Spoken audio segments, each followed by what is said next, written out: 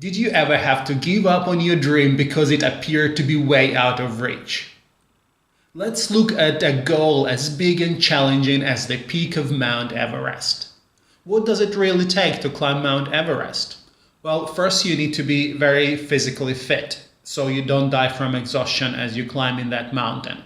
So you go to a gym, you train for several months, just bringing your fitness to a level where you can attempt the climb. And at the same time, you need about $30,000. At least $30,000 is what it takes to pay for all the permits and the gear and the guide service to attempt that climb.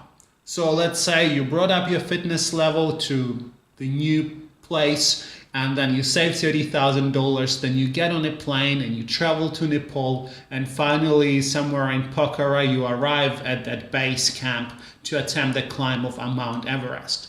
But once you're there, already fit and surrounded by the guides and having your oxygen tanks and all the gear with you, you are in the absolute perfect position to attempt the climb and reach the peak of Mount Everest.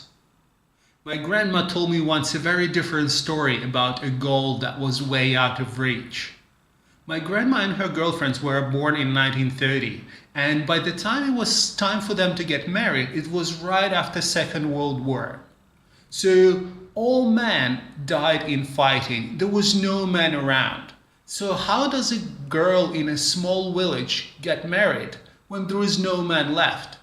What one of my grandma girlfriends did, she left her village, she left her family, she got on a train and traveled all across former Soviet Union to a town called Vladivostok, where there was a Russian military base. And then she settled down in that town. It must have been really hard for a girl back in those days, for a girl from a small village to convince her family to let her go, and then to travel all the way across the country and to find herself a place, a job, accommodation in that town of Vladivostok.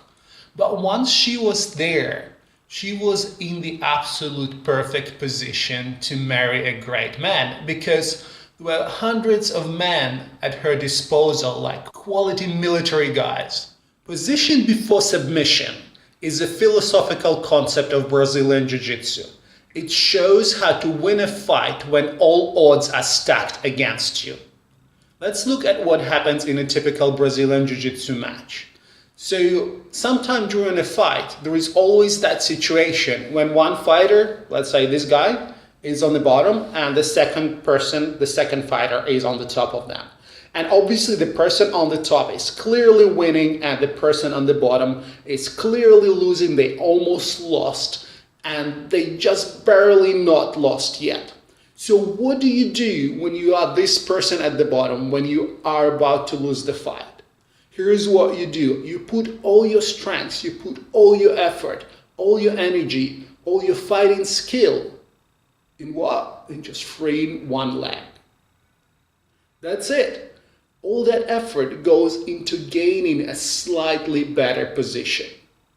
And then again, all the effort, all the work, the most hard work you can ever imagine goes into freeing another leg because it gives you even better position. Now, once those two legs are free, the person at the bottom can do quite a few things with them.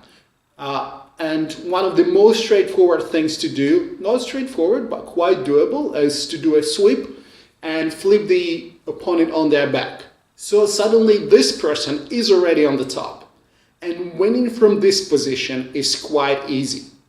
Oftentimes, life deals us a very difficult hand. We are the person at the bottom. We could be 50 pounds overweight, overloaded with credit card debt, or coming out of a difficult breakup and not even believing that anyone would ever like us again.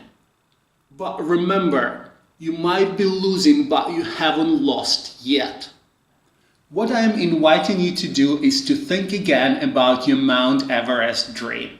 But instead of thinking of it as being way out of reach, think of how you can arrive at the base camp.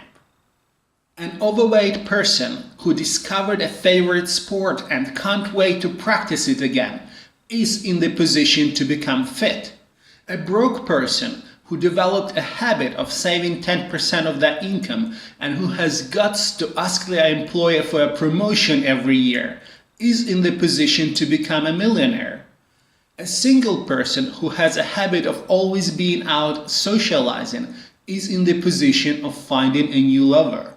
There is always something that you can do today in order to advance your position.